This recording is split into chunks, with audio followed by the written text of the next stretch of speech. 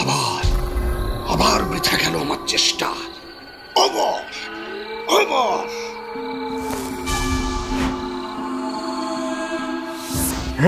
হায় হায় হায়, কি সর্বনাশ হলো গো! এ মা, তুমি এর বিচার করো। না রে, সুবিচারের ভার মায়ের ওপর ছেড়ে দিলে হবে না রে। এবার বিচারের দায়িত্ব আমাদেরই নিতে হবে। তার মানে কি বলছেন জ্যাঠামশাই? মাথার উপরে রাজামশাই রয়েছেন, তিনি যদি দোষীকে না ধরতে পারেন আমরা কি করব? কিছু তো করতেই হবে। ঠিক বলেছেন, সকলে মিলে একটা উপায় বের করতেই হবে। আমি একটা উপায় ভেবেছি। শোন শোন তোরা। এই ঘটনার পরে 1 সপ্তাহ কেটে গেল। চারিদিকে ঝিঝি ডাকছে। ঠিক তখনই গ্রামের উত্তর প্রান্তের হনুমান মন্দিরের কপাট খুলে গেল। একটা কালো মূর্তি ভেতরে ঢুকলো। তার হিংস্র চোখে ঝিলিক খেলে যেতেই সে হাতটা তুলল, তখনই ঘরটা আলোয় ভরে উঠল। যেন কেউ একজন সবিস্ময় বলে উঠলেন, হ্যাঁ, গণেশ, গণেশ তুই?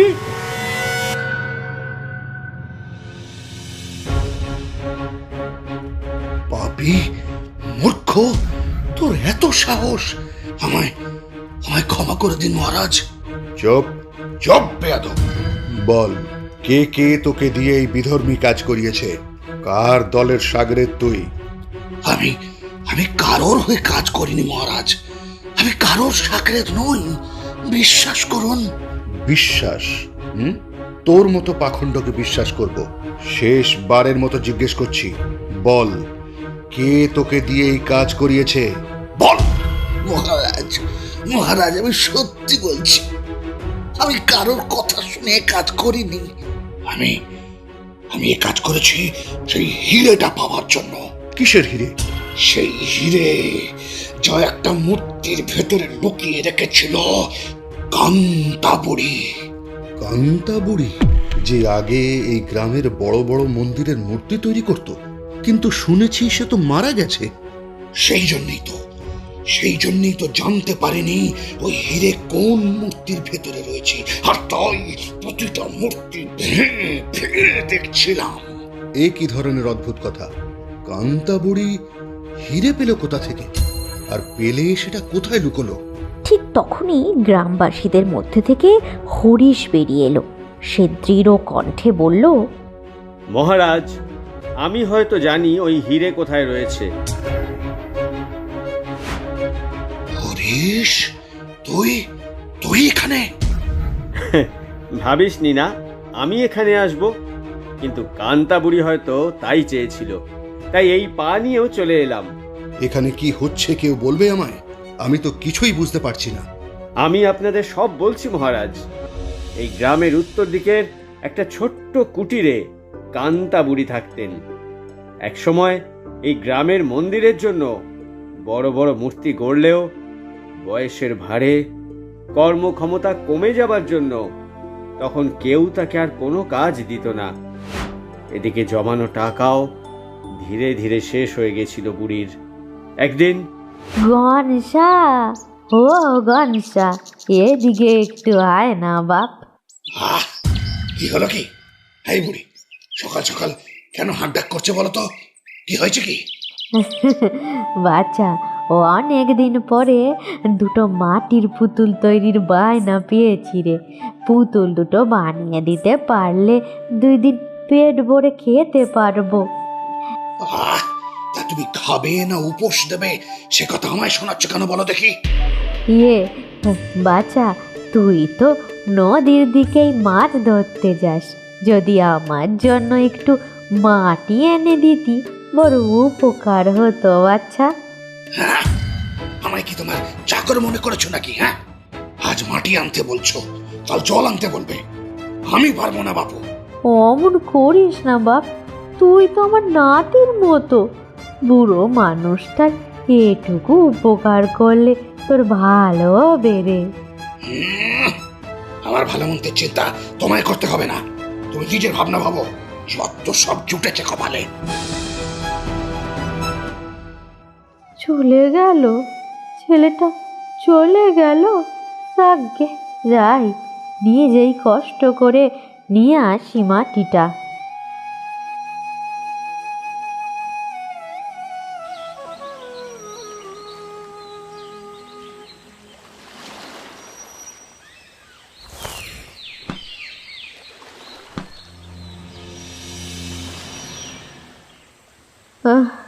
ও বাবা রে বাবা, এই বয়সে কি আর এইসব সয়? ও আর পারি না।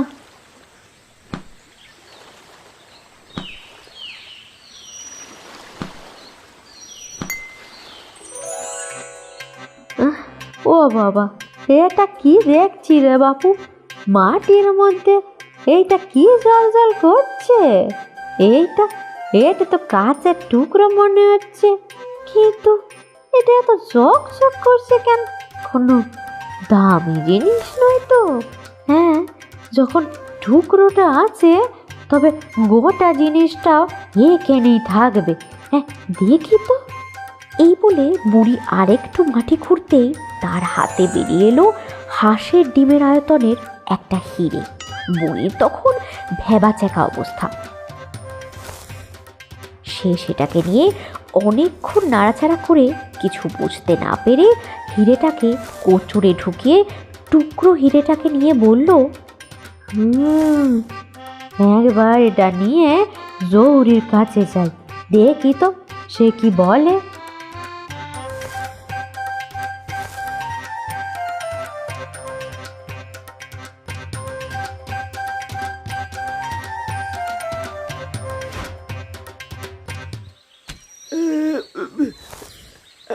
আরে আরে, এটা তো হীরের টুকরো। বুড়ি, তুমি এটা কোথায় পেলে? কি বলিস বাপ, এটা হিরে?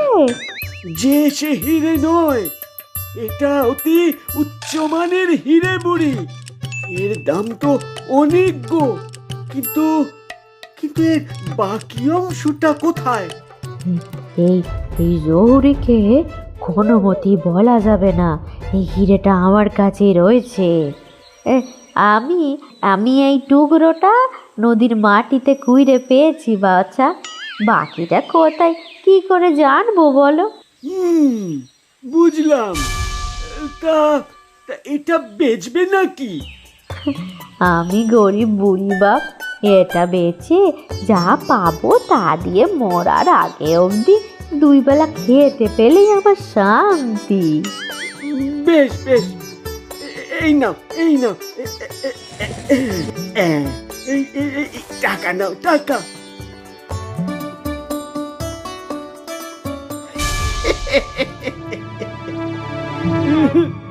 এই জহুরির চোখ বলছে বুড়ি মিথ্যে বলল, বাকি হিরেটা ওর কাছেই রয়েছে।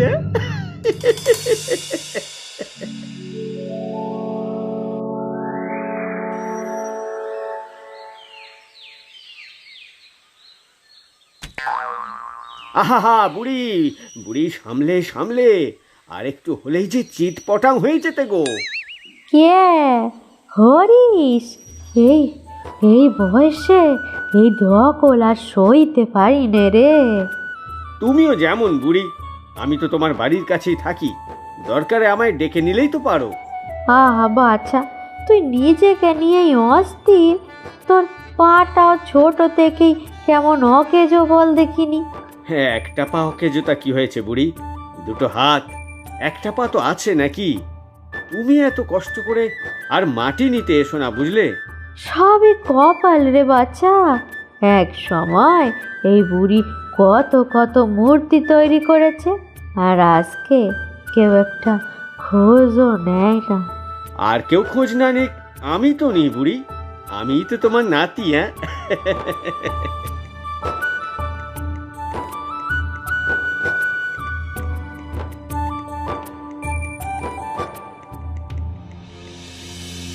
হে ভগবান, হে কি সমস্যায় ফেললি বলো তো আমায়? এই দুকিনির ঘরে এই রাজার ধন কি মানায়? এখন এটাকে আমি কি করব? দিদা, ও দিদা, ও দিদা, দিদা, ও দিদা, বলি মেয়ের জন্য যে মাটির পুতুল গড়তে দিয়ে গেছিলাম সেটা হয়ে গেছে গো? এখনো হয়নি রে মা, একা হাতে মাটি এনে তবে তো গড়তে হচ্ছে, তাই একটু দেরি হচ্ছে। এটা বুঝি এত দেরি? আজকে 3 দিন হয়ে গেল। আরে যখন পারবেই না তখন বলে দিলেই তো পারতে। পারবো না কেন বাপ, বয়স হয়েছে তাই একটু কমজোরি হয়ে গেছে রে। আর দুটো দিন দে, ঠিক বানিয়ে দেব। আর এই 2 দিন ধরে মেয়েটা কি নিয়ে খেলবে শুনি? এই জন্যই এই গ্রামের কেউ তোমায় বায়না দেয় না। আর অমন করে বলিস নে মা, আমি তো বলছি আমি বানিয়ে দেব। না, আর দরকার নেই, অন্য কারোর থেকে বানিয়ে নেবক্ষণ। ভাত ছড়ালে আবার কাকের অভাব।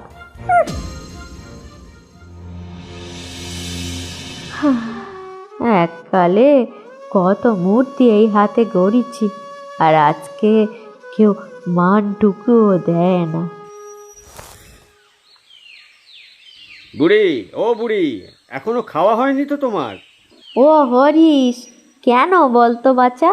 এই দেখো, তোমার জন্য প্রচুর শাক আর চুনো মাছের ঝাল এনেছি। ও মা, কি করেছিস কি বাচ্চা? তোর কাকিমা এমনিতেই তোকে পেট ভরে খেতে দেয় না, তার ওপরে আমার জন্য আনলি কেন বল দেখিনি? আরে আজকে আমি কাকিমার সব কাজ করে দিয়েছি, তাই আমায় মাছ খেতে দিয়েছে, আর আমি টুক করে তোমার জন্য নিয়ে চলে এসেছি। চলো চলো, দুজনে একসাথে খাবো। আহা আহা বাচ্চা, নিশ্চয়ই আগের জন্মে তুই আমার নাতি ছিলি রে। হ্যাঁ, নাতি ছিলি। কেন, এই জন্মে নই বুঝি? হ্যাঁ, এরকম বললে আমি কিন্তু কথা বলবো না। হ্যাঁ, এইভাবেই হরির সময় অসময়ে বুড়ির খুব খেয়াল রাখত, নিজে না খেয়ে তাকে খাইয়ে দিত। অপরদিকে গণেশ বুড়ির পাশের বাড়িতে থাকলেও তাকে তুচ্ছ তাচ্ছিল্য করত। এদিকে বুড়িও মনস্থির করে ফেলেছে হিরেটা কাকে দেবে সেই ব্যাপারে। হ্যাঁ রে হরিশ, তুই বারবার আমার জন্য এইটা ওইটা নিয়ে আসিস, তোর কাকিমা জানতে পারলে তোকে খুব বকবে রে। ও বকুক গে, ওসব এখন আমার আর গায়ে লাগে না। আচ্ছা হরিশ, শহরে গিয়ে ভালো চিকিৎসা করালে তোর পাটা ঠিক হয়ে যাবে বল? সে তো অনেক টাকার ব্যাপার বুড়ি, এইখানে কাকার বাড়িতে থেকে দুবেলা দুমুঠো খাবার জোটে না, আবার পায়ের চিকিৎসা। হরিশ, আজ তোকে আমি একটা জিনিস দিচ্ছি, এই নে। মাটির মূর্তি?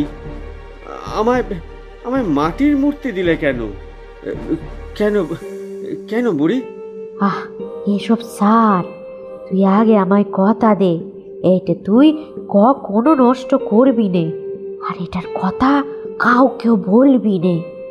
এই সাধারণ মূর্তিটায় কি এমন আছে? এই মূর্তি কোনো সাধারণ মূর্তি নয় হরিশ, সময় হলে তুই আপনি বুঝতে পারবি। আচ্ছা আচ্ছা বুড়ি, ঠিক আছে। মহারাজ, আমি এই অবধি জানি, কিন্তু আমি নিশ্চিত এর পরের ঘটনা গণেশের জানা আছে। গণেশ, যা জানিস সব সত্যি সত্যি বলে ফেল, কিছু লুকোলে কিন্তু বিপদ আছে। এর কিছুদিন পর একদিন আমার সাথে গ্রামের জহুরির দেখা হলো। কথায় কথায় সে আমায় বলেছিল বুড়ির কাছে নাকি একটা হিরে রয়েছে, কিন্তু সে সেটা লুকিয়ে রেখেছে।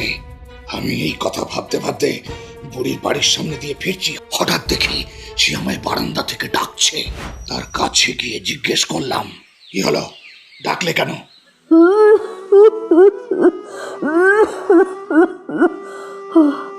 গণেশ, গণেশ বাসা, 2 দিন ধরে শরীরটা বড্ড খারাপ রে। আমার বুঝি সময় ঘনিয়ে এলো। হ্যাঁ, বয়সটাও তো কম হলো না বুড়ি, আর কতদিন বাঁচবে? হ্যাঁ, সোনা বাপ, লক্ষ্মীটি, একটু একটু হরিশকে ডেকে দিবি বাপ, ওর সাথে আমার খুব দরকার। হাহ, আমাকে কি তোমার ডাকঘর করা মনে হয় নাকি বুড়ি? এদের কাজ নেই, হরিশকে ডাকতে যাব। দোহাই বাসা তোর, একটিবার হরিশকে ডেকে নিয়ে আয়, আমার ওকে খুব জরুরি কথা বলবার আছে। ব্যাপার কি? মরণাপন্ন অবস্থায় বুড়ির এত কিসের দরকার হরিশের সাথে? কোনো বিষয়ের আশয়ের ব্যাপার বা জহুরি যে কথা বলেছিল সেটার সম্বন্ধে নেই তো?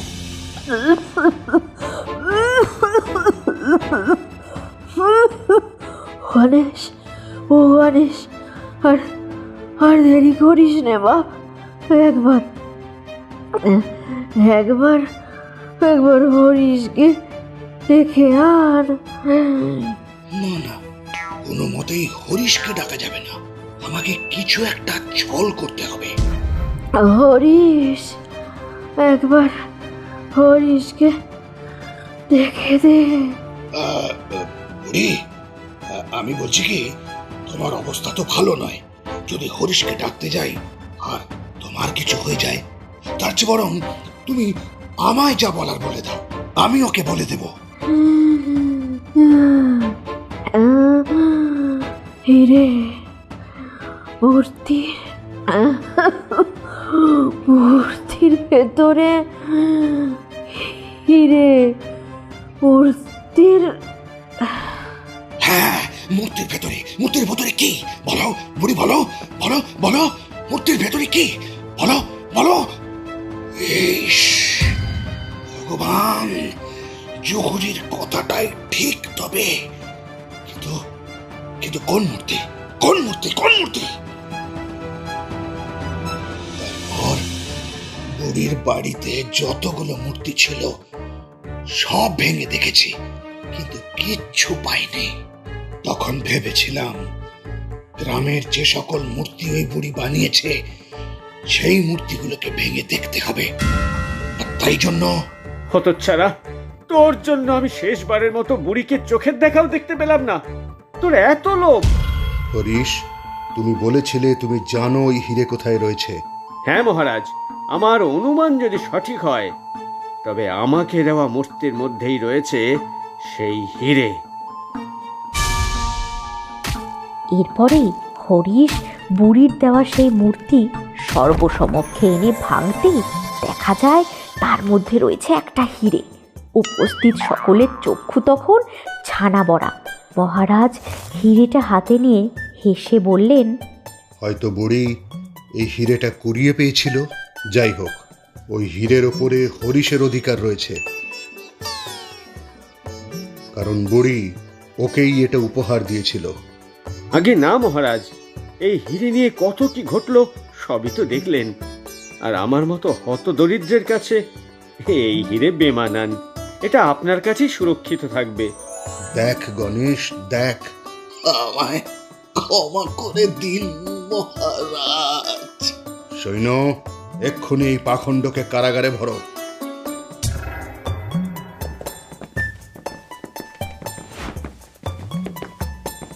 আর হরিশ, আজকে থেকে তোমার সুচিকিৎসার ভার রাজ্য গ্রহণ করলো, আর তোমায় আমি রাজ কর্মচারী নিয়োগ করলাম।